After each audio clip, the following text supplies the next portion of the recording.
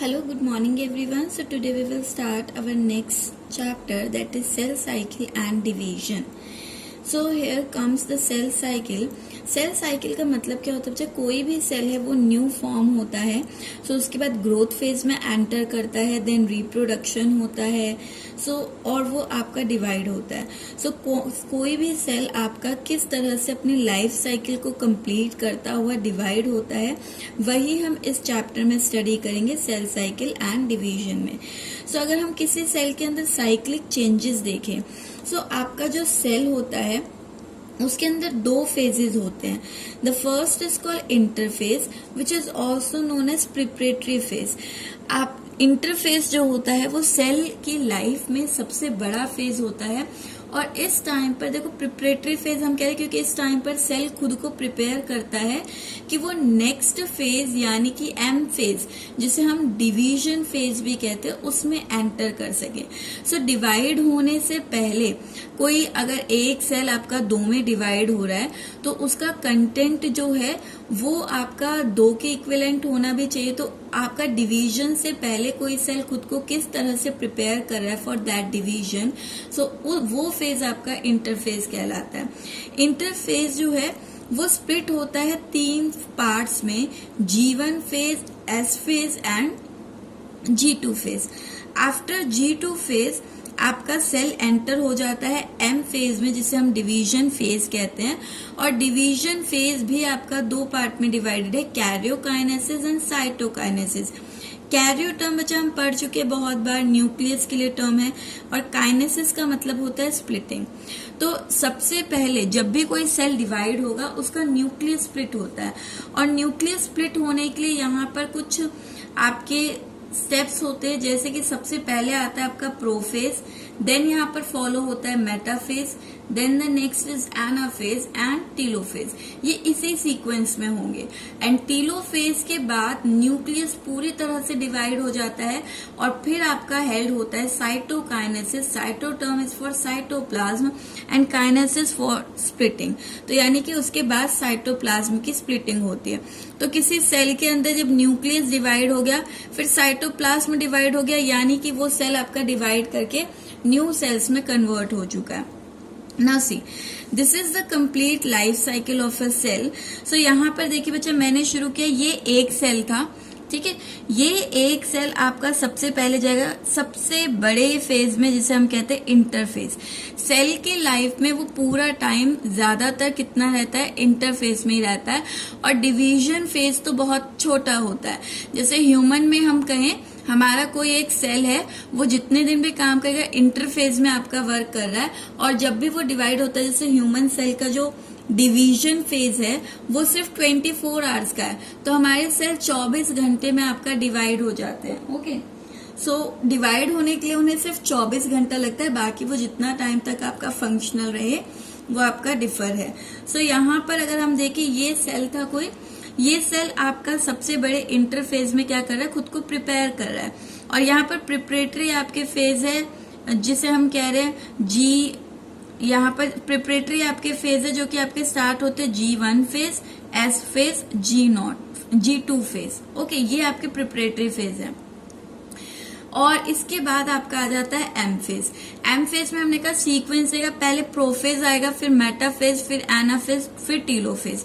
और ये होते ही आपका न्यूक्लियस डिवाइड हो गया, then it is followed by this cytokinesis. और आपका ये एक सेल कंप्लीट होकर 2 डॉटर सेल में कन्वर्ट हो गया.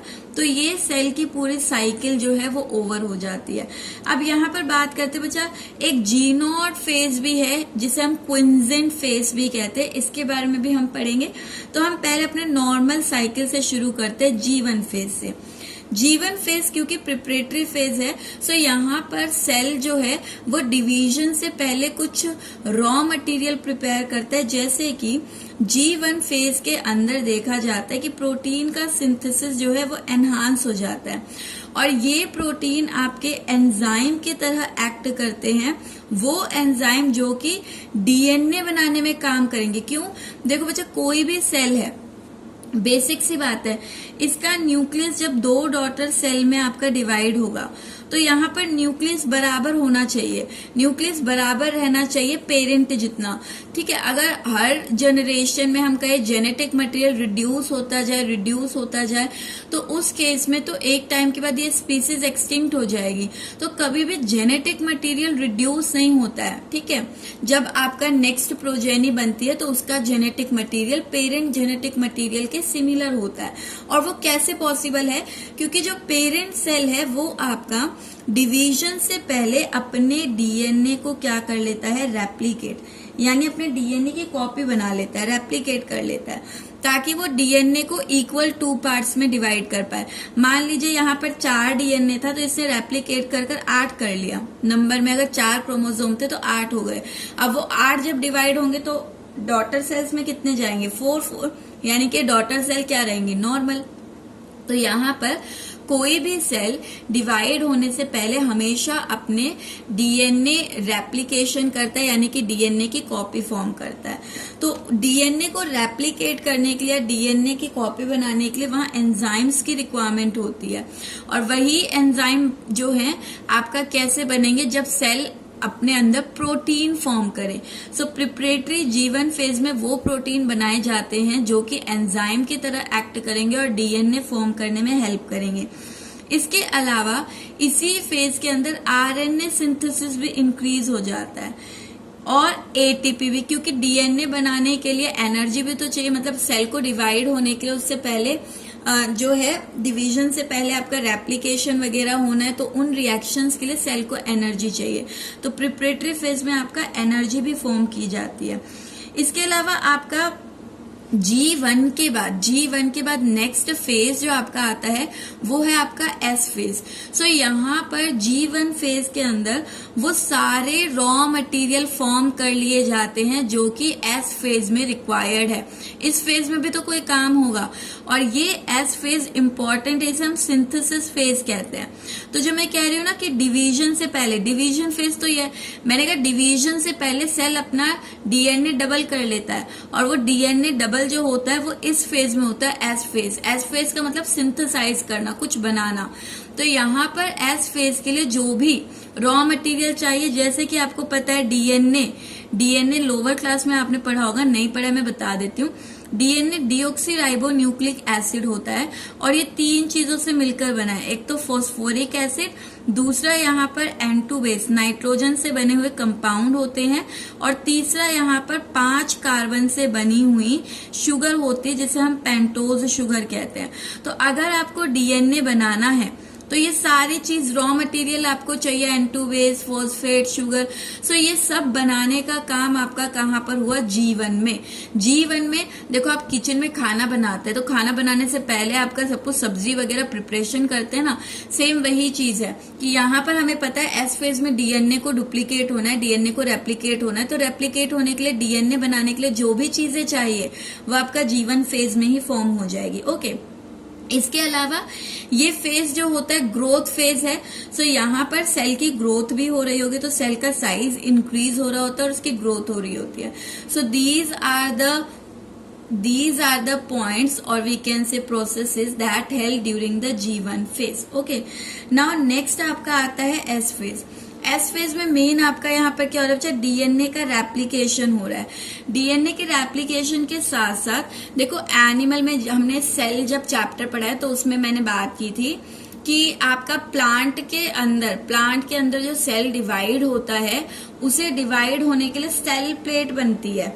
ये मान लीजिए आपका प्लांट सेल है, प्लांट सेल के अंदर जो गोल्जी बॉडी होता है, ईआर होते हैं, उसके छोटे छोटे फ्रेगमेंट बीच में एक्यूमुलेट होते हैं जिनको हम फ्रेगमोब्लास्ट कहते हैं।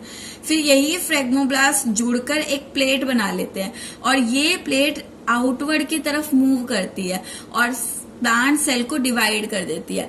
तो प्लांट के केस में आपका जो सेल डिवाइड होता है वो इस सेल प्लेट की फॉर्मेशन की वजह से हुआ है। लेकिन एनिमल सेल के अंदर जो सेल डिवाइड होता है तो वहां पर आपका डिवीजन में हेल्प करता है एक ऑर्गेनेली जिसे हमने पढ़ा था सेंट्रियोल। तो एस फेज के अंदर डीएनए डबल होने के साथ ये सेंट्रियोल भी आपका डिवाइड होकर डबल हो जाता है। मींस जर्नली आपके एक एनिमल सेल में एक सेंट्रियोल मिलता है, कईयों में आपका 2 या 3 मिल सकते हैं, पर मोस्टली आपको एक मिलेगा। और जब भी आपका सेल यहाँ पर डिवाइड होने वाला है तो उस टाइम पर ये सेंट्रियोल का भी डुप्लीकेशन होता है। क्यों? देखिए, एनिमल सेल के अंदर सेल डिवाइड कब होगा? जब इसका न्यूक्लियस जो है वो आधा आधा जाएगा। तो यहाँ पर जैसे जैसे सेल ग्रो करता है, न्यूक्लियस जो है वो कन्वर्ट हो जाते हैं क्रोमोसोम में, और वो क्रोमोसोम अब हाफ हाफ स्प्लिट होने चाहिए। उन्हें स्प्लिट करने के लिए, उन्हें खींचने के लिए यहाँ पर फाइबर्स बनते हैं, और वो फाइबर्स बनते हैं सेंट्रियोल से, जिसे हम एस्टर कहते हैं। तो एक एंड पर तो आपका सेंट्रियोल है, लेकिन अगर ये एक ही नंबर में होगा तो एक ही एंड पर जा पाएगा और सारे क्रोमोसोम को एक ही तरफ खींच लेगा। बट क्रोमोसोम तो आपको हाफ हाफ डिवाइड करने हैं, तो दूसरे पर भी होना चाहिए सेंट्रियोल, दूसरे एंड पर। इसीलिए आपका सेंट्रियोल जो है वो आपका सेल डिवीजन से पहले क्या होता है? डुप्लीकेट होता है। तो यहाँ पर एस फेज के अंदर सेंट्रियोल भी आपका डिवाइड करता है और ये स्पिंडल फाइबर फॉर्म करता है, और सिर्फ एनिमल्स के अंदर प्रेजेंट होगा, क्योंकि प्लांट सेल के अंदर सेंट्रियोल आपका एब्सेंट होता है, और वहां पर जो प्लांट सेल डिवाइड हो रहा है वो सेल प्लेट की हेल्प से हो रहा है। नाउ इसके अलावा हम बात करते हैं और एस फेज में क्या होता है। एस फेज में आपके हिस्टोन प्रोटीन्स बनते हैं। ये हिस्टोन प्रोटीन क्या होते हैं बच्चा? जो आपका न्यूक्लियस होता है, डीएनए होता है, वो बहुत लंबा थ्रेड है, बहुत बड़ा है, ठीक है। लेकिन आप देखते हैं वो छोटे से सेल में उससे भी छोटे न्यूक्लियस के अंदर कॉन्स्ट्रिक्टेड है। तो वो कैसे कॉन्स्ट्रिक्टेड है?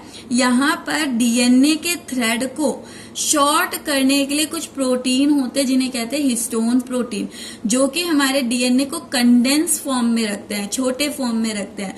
मान लीजिए आपका एक थ्रेड है लंबा सा, अगर इस थ्रेड को मैं किसी बॉल के अराउंड वाइंड करना शुरू करूं तो ये आपका देखिए इस तरह से छोटा हो जाएगा। तो डीएनए भी एक लॉन्ग थ्रेड है, और ये थ्रेड एक बॉल जैसे स्ट्रक्चर, जिन्हें हम हिस्टोन प्रोटीन कहते हैं, उनके अराउंड ये बाइंडेड होता है, वाउंड होता है उनके अराउंड।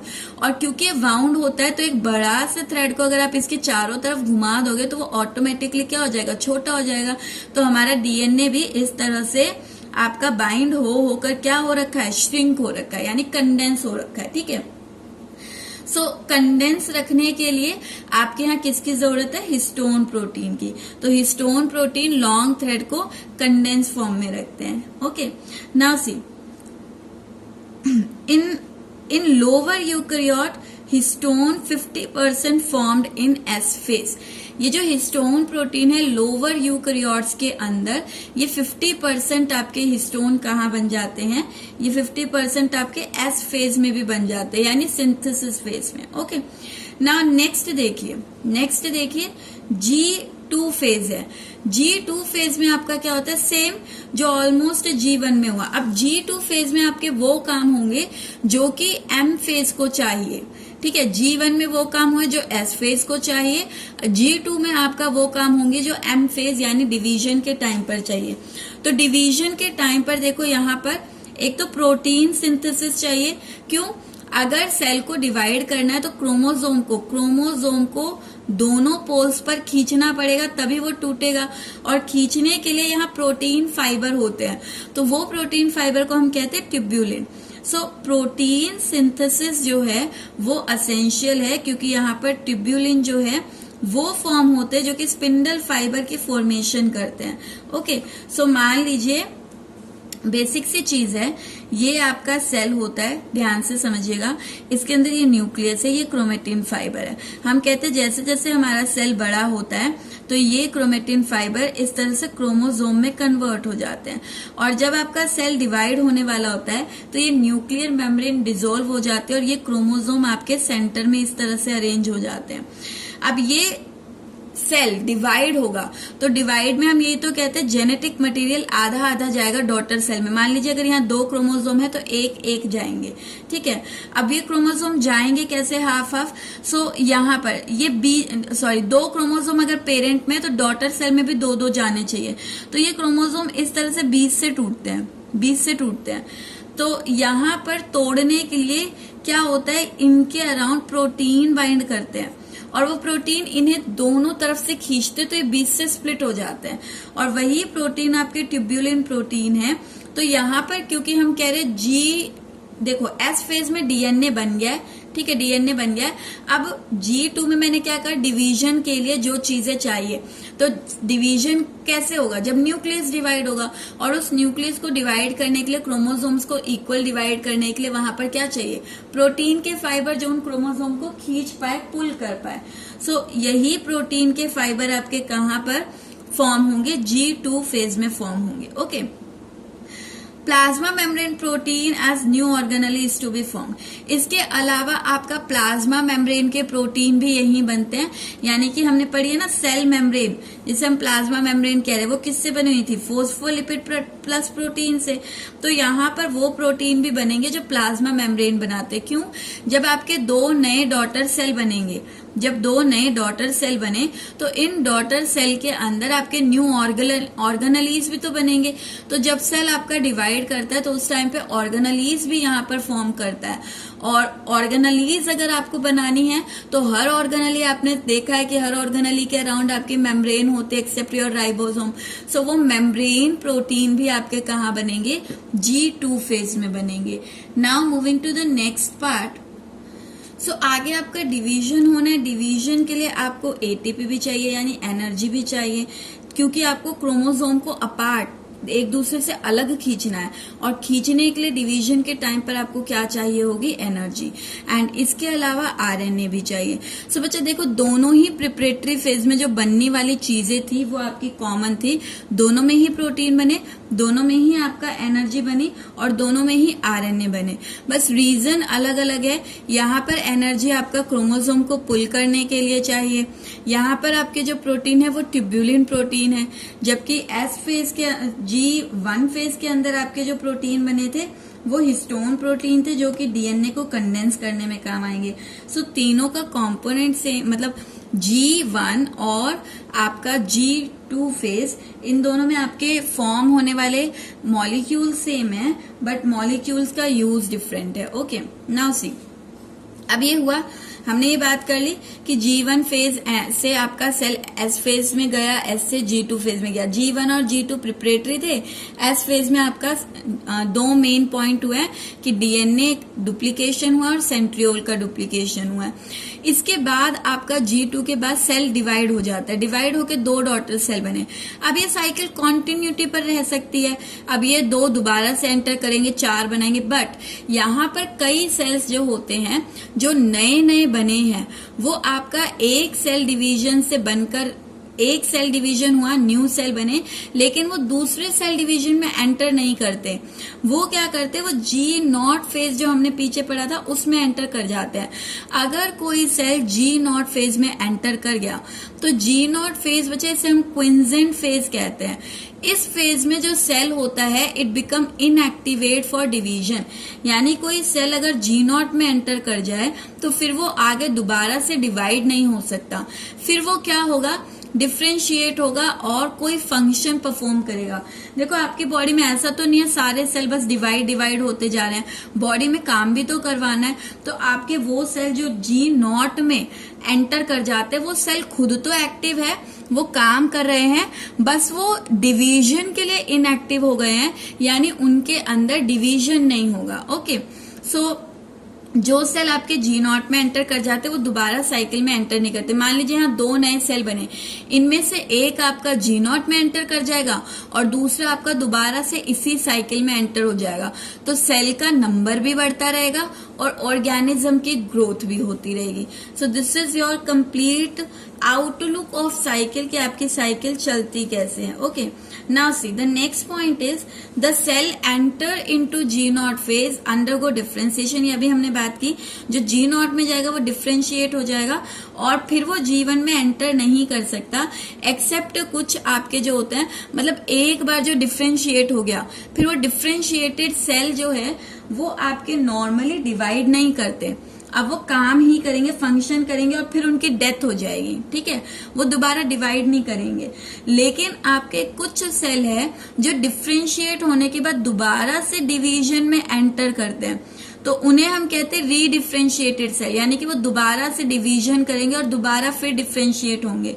तो जैसे कि कोर्क कैम्बियम अगर आपने कभी पढ़ा हो 9th में, ये कैम्बियम आपके डिवाइडिंग सेल्स होते हैं प्लांट के, और जो कोर्क हम कह रहे हैं, कोर्क आपका होता है जो आउटर मोस्ट आपकी स्टेम होती है, उसमें जो छाल निकलती है ना, उसे कोर्क कहते हैं।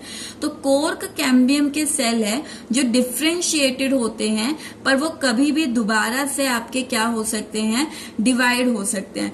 अगर कोई डिफ्रेंशिएटेड सेल दोबारा सेल डिवीजन में एंटर करे तो उसे हम कहते हैं डी डिफ्रेंशिएट होना, और फिर वो डी डिफ्रेंशिएट होकर दोबारा से एक और बार डिफ्रेंशिएट हुए, यानी कि डी डिफ्रेंशिएटेड जो है वो दोबारा से आपका जी नॉट में एंटर करे, जी नॉट में एंटर करे। ये मान लीजिए डिफ्रेंशिएटेड है, फिर ये आपका एंटर कर गया इस साइकिल में, तो हमने यहाँ पर बोल दिया डी डिफ्रेंशिएटेड, और साइकिल कंप्लीट करके वो दोबारा से जी नॉट तक आ गया, और जी नॉट से फिर बाहर निकल गया, यानी कि डिफ्रेंशिएट हो गया। तो दूसरी बार डिफ्रेंशिएट हो रहा है, यानी उसे हम कहेंगे री डिफ्रेंशिएटेड, दोबारा से हुआ है। तो किसी डी डिफ्रेंशिएटेड सेल, कोई डी डिफ्रेंशिएटेड सेल अगर दोबारा से आपका डिफ्रेंशिएट होता है तो उसी को आपका क्या कहा जाता है बच्चा, रीडिफ्रेंसिएशन। ठीक है, so this is all for today. See value हम कल बात करेंगे, नेक्स्ट आपका टॉपिक। आपको यहां तक ही करना है। जर्नल हमने पढ़ा है कोई सेल साइकिल जो है वो किस तरह की होती है। So this is all for today, thank you.